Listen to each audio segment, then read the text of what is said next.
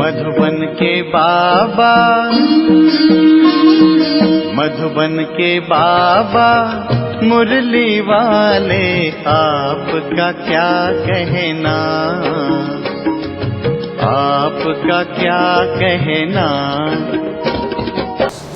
ओम शांति। आज 25 सितंबर 2024 के साकार मधुर महावाक्य हैं। आज मीठे मीठे बाप दादा बोले, मीठे बच्चे, बेहद की स्कॉलरशिप लेनी है तो अभ्यास करो, एक बाप के सिवाय और कोई भी याद ना आए। बाबा ने कहा, मीठे बच्चे, बेहद की स्कॉलरशिप लेनी है तो अभ्यास करो, एक बाप के सिवाय और कोई भी याद ना आए। बाबा ने आज प्रश्न पूछा कि बाप का बनने के बाद भी यदि खुशी नहीं रहती है तो उसका कारण क्या है। तो उत्तर में कहते बाबा कि पहला कारण है कि बुद्धि में पूरा ज्ञान नहीं रहता, और दूसरा, बाप को यथार्थ रीति याद नहीं करते। याद न करने के कारण माया धोखा देती है, इसलिए खुशी नहीं रहती। तुम बच्चों की बुद्धि में नशा रहे कि बाप हमें विश्व का मालिक बनाते हैं तो सदा उल्लास और खुशी रहे। बाप का जो वर्षा है, पवित्रता, सुख और शांति, इसमें फुल बनो तो खुशी रहेगी। ओम शांति। ओम शांति का अर्थ तो बच्चों को अच्छी रीति मालूम है कि मैं आत्मा और ये मेरा शरीर। ये अच्छी रीति याद करो। भगवान माना आत्माओं का पाप हमको पढ़ाते हैं, ऐसे कभी सुना है? वह तो समझते हैं कि श्री कृष्ण पढ़ाते हैं, परंतु उनका तो नाम रूप है ना। यह तो पढ़ाने वाला है निराकार बाप। आत्मा सुनती है और परमात्मा सुनाते हैं। ये नई बात है ना। विनाश तो होने का ही है ना। एक है विनाश काले विपरीत बुद्धि और दूसरा है विनाश काले प्रीत बुद्धि। आगे तुम भी कहते थे, क्या कहते थे? कि ईश्वर सर्वव्यापी है, पत्थर भीतर में है। इन सब बातों को अच्छी रीति समझना है। यह तो समझाया है कि आत्मा अविनाशी है, शरीर विनाशी है। आत्मा कभी घटती बढ़ती नहीं है। वह है इतनी छोटी आत्मा। इतनी छोटी आत्मा ही 84 जन्म लेकर सारा पाठ बजाती है। आत्मा शरीर को चलाती है। ऊंच से ऊंच बाप पढ़ाते हैं तो ज़रूर मर्तबा भी ऊंच मिलेगा। आत्मा ही पढ़कर मर्तबा पाती है। आत्मा को देखी नहीं जाती। बहुत कोशिश करते हैं कि देखें आत्मा कैसे आती है, कहाँ से निकलती है, परंतु मालूम नहीं पड़ता है। करके कोई देखे भी तो समझ ही ना सकेंगे। यह तो तुम समझते हो कि आत्मा ही शरीर में निवास करती है। आत्मा अलग है, जीव अलग है। आत्मा छोटी बड़ी नहीं होती, जीव छोटे से बड़ा होता है। आत्मा ही पतित और पावन बनती है। आत्मा ही बाप को बुलाती है कि हे पतित आत्माओं को पावन बनाने वाले बाबा आओ। यह भी समझाया है कि सभी आत्माएं हैं ब्राइड्स और वह है राम ब्राइड ग्रूम एक। वो लोग फिर सभी को ब्राइड ग्रूम कह देते हैं। अब ब्राइड ग्रूम सब में प्रवेश करे, ये तो हो नहीं सकता। यह बुद्धि में उल्टा ज्ञान होने के कारण ही नीचे गिरते आए हैं, क्योंकि बहुत ग्लानि करते, पाप करते, डिफेम करते हैं। बाप की बहुत भारी निंदा की है। बच्चे कभी बाप की ग्लानि करेंगे क्या? परंतु आजकल बिगड़ते हैं तो बाप को भी गाली देने लगते हैं। ये तो है बेहद का पाप। आत्मा ही बेहद के पाप की ग्लानि करती है। बाबा, आप कच्छ मच्छ अवतार हो। श्री कृष्ण की भी ग्लानि की है, रानियों को भगाया कि ये किया, माखन चुराया। अब माखन आदि चुराने की उनको क्या दरकार पड़ी? कितने तमो प्रधान बुद्धि बन पड़े हैं। बाप कहते हैं, मैं आकर तुमको पावन बनाने की बहुत सहज युक्ति बताता हूँ। बाप ही पतित पावन सर्वशक्तिमान अथॉरिटी हैं। जैसे साधु संत आदि जो भी हैं उनको शास्त्रों की अथॉरिटी कहते हैं। शंकराचार्य को भी वेदों शास्त्रों आदि की अथॉरिटी कहेंगे। उनका कितना भभका होता है। शिवाचार्य का तो कोई भभका ही नहीं। इनके साथ कोई पलटन नहीं, यह तो बैठ सभी वेदों शास्त्रों का सार सुनाते हैं। अगर शिव बाबा भपका दिखाए तो पहले इनका भी भपका चाहिए, माना किसका? ब्रह्मा का, परंतु नहीं। बाप कहते हैं मैं तो तुम बच्चों का सर्वेंट हूँ। बाप इनमें प्रवेश कर बच्चों को समझाते हैं कि बच्चे तुम पतित बने हो, तुम पावन बन फिर 84 जन्मों के बाद पतित बन गए हो। इनकी ही हिस्ट्री ज्योग्राफी फिर से रिपीट होगी। इन्होंने ही 84 जन्म भोगे हैं, फिर उन्हें ही तमोप्रधान बनने की युक्ति बताते हैं। बाप ही सर्वशक्तिमान है, ब्रह्मा द्वारा सभी वेदों शास्त्रों का सार समझाते हैं। चित्र में ब्रह्मा को शास्त्र दिखाते हैं, परंतु वास्तव में शास्त्रों आदि की बात है नहीं। ना बाबा के पास शास्त्र हैं, ना इनके पास, ना तुम्हारे पास शास्त्र हैं। यह तो तुमको नित्य नई नई बातें सुनाते हैं। यह तो जानते हो कि सभी भक्ति मार्ग के शास्त्र हैं। मैं कोई शास्त्र थोड़े सुनाता हूँ, मैं तो तुमको मुख से सुनाता हूँ, तुमको राजयोग सिखाता हूँ, जिसका फिर भक्ति मार्ग में नाम गीता रख दिया है। मेरे पास व तुम्हारे पास कोई गीता आदि है क्या? ये तो पढ़ाई है। पढ़ाई में अध्याय श्लोक आदि थोड़ी होते हैं। मैं तुम बच्चों को पढ़ाता हूँ, हूबहू कल्प कल्प ऐसे ही पढ़ाता रहूँगा। कितनी सहज बात समझाता हूँ। क्या? अपने को आत्मा समझो। ये शरीर तो मिट्टी हो जाता है, आत्मा अविनाशी है। शरीर तो घड़ी घड़ी जलता रहता है। आत्मा एक शरीर छोड़ दूसरा लेती है। बाप कहते हैं मैं तो एक ही बार आता हूँ। शिवरात्रि मनाते भी हैं। वास्तव में होना चाहिए शिव जयंती, परंतु जयंती कहने से माता के गर्भ से जन्म हो जाता है, इसलिए शिवरात्रि कह देते हैं। द्वापर कलयुग की रात्रि में मेरे को ढूंढते हैं, कहते हैं सर्वव्यापी है, तो तेरे में भी है, मेरे में भी है ना, तो फिर धक्के क्यों खाते हो?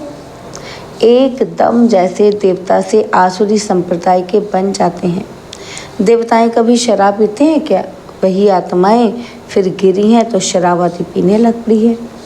बाप कहते हैं अब इस पुरानी दुनिया का विनाश भी जरूर होना है। पुरानी दुनिया में है अनेक धर्म और नई दुनिया में है एक धर्म। एक से अनेक धर्म हुए हैं, फिर एक जरूर होना है। मनुष्य तो कह देते कि कलयुग में अभी 40,000 वर्ष पड़े हैं। इसको कहा जाता है घोर अंधेरा।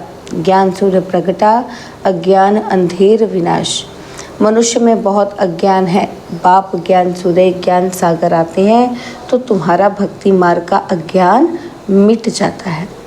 तुम बाप को याद करते करते पवित्र बन जाते हो, खाद निकल जाती है। यह है योग अग्नि। काम अग्नि काला बना देती है और योग अग्नि अर्थात शिव बाबा की याद गोरा बनाती है। श्री कृष्ण का नाम भी रखा है क्या?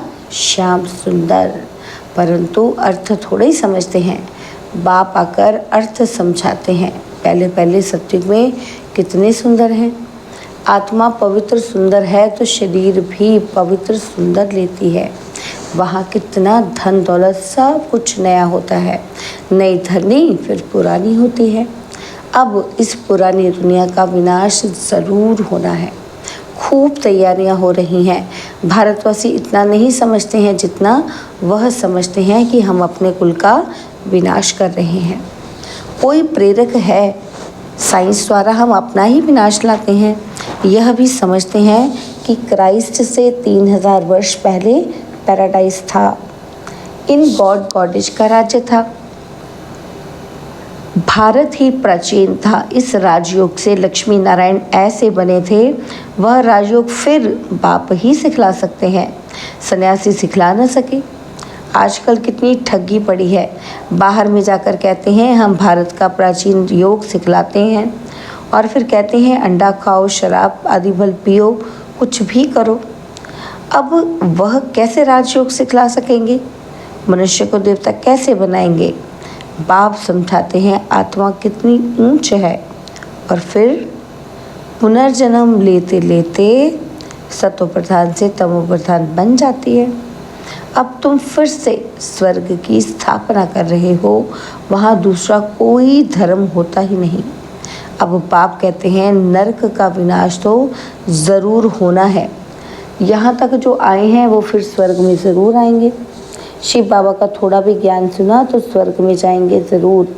फिर जितना पढ़ेंगे, बाप को याद करेंगे, उतना ऊंच पद पाएंगे। अभी विनाश काल तो सबके लिए है। विनाश काले प्रीत बुद्धि जो है सिवाय बाप के और कोई को याद नहीं करते हैं, वही ऊंच पद पाते हैं। इसको कहा जाता है बेहद की स्कॉलरशिप। इसमें तो रेस करनी चाहिए। यह है ईश्वरीय लॉटरी। एक तो याद, दूसरा दैवी गुण धारण करने हैं और राजा रानी बनना है, तो प्रजा भी बनानी है। कोई बहुत प्रजा बनाते हैं, कोई कम प्रजा बनती है सर्विस से। म्यूजियम, प्रदर्शनी आदि में ढेर प्रजा बनती है। इस समय तुम पढ़ रहे हो, फिर सूर्यवंशी चंद्रवंशी डिनास्टी में चले जाएंगे। यह है तुम ब्राह्मणों का कुल। बाप ब्राह्मण कुल अडॉप्ट कर उन्हों को पढ़ाते हैं। बाप कहते हैं मैं एक कुल और 2 डिनास्टी बनाता हूँ।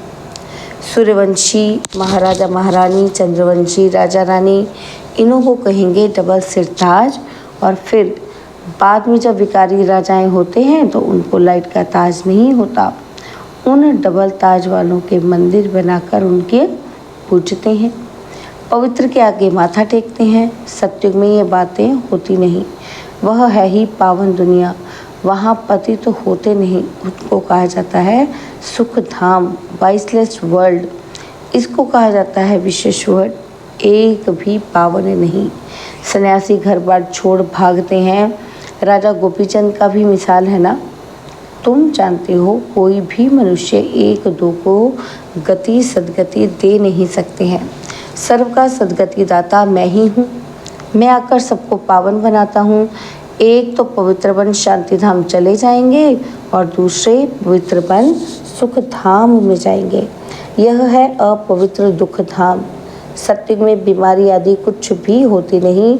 तुम उस सुख धाम के मालिक थे, फिर रावण राज्य में दुख धाम के मालिक बने हो। बाप कहते हैं कल्प कल्प तुम मेरी श्रीमत पर स्वर्ग स्थापन करते हो, नई दुनिया का राज्य लेते हो और फिर पतित नरकवासी बनते हो। देवताएं ही फिर विकारी बन जाते हैं, वाम मार्ग में गिरते हैं। मीठे मीठे बच्चों को बाप ने आकर परिचय दिया है कि मैं एक ही बार पुरुषोत्तम संगम युग पर आता हूँ। मैं युगे युगे तो आता ही नहीं हूँ, कल्प के संगम युगे आता हूँ, ना कि युगे युगे। कल्प के संगम पर क्यों आता हूँ? क्योंकि नरक को स्वर्ग बनाता हूँ। 5000 वर्ष बाद आता हूँ। कई बच्चे लिखते हैं बाबा हमको खुशी नहीं रहती, उल्लास नहीं रहता है।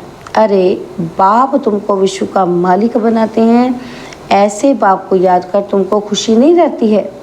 तुम पूरा याद नहीं करते हो तब खुशी नहीं ठहरती। पति को याद करते खुशी होती है।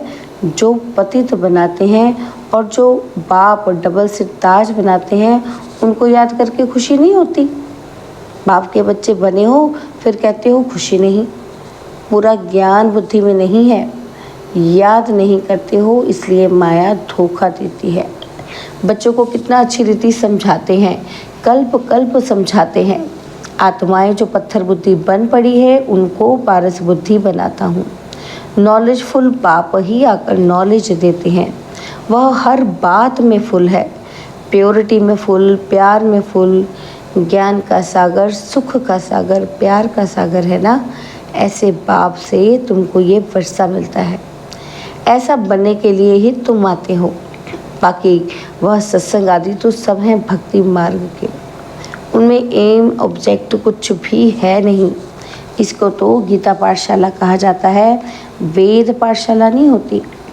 गीता से नर से नारायण बनते हो, ज़रूर बाप ही बनाएंगे ना। मनुष्य मनुष्य को देवता बना ना सके। बाप बार बार बच्चों को समझाते हैं कि बच्चे अपने को आत्मा समझो। तुम कोई देह थोड़ी हो। आत्मा कहती है कि मैं एक देह छोड़कर दूसरी लेती हूँ। अच्छा, मीठे मीठे सिखिलते बच्चों प्रति माता पिता बाप दादा का याद प्यार और गुड मॉर्निंग। रूहानी बाप की रूहानी बच्चों को नमस्ते।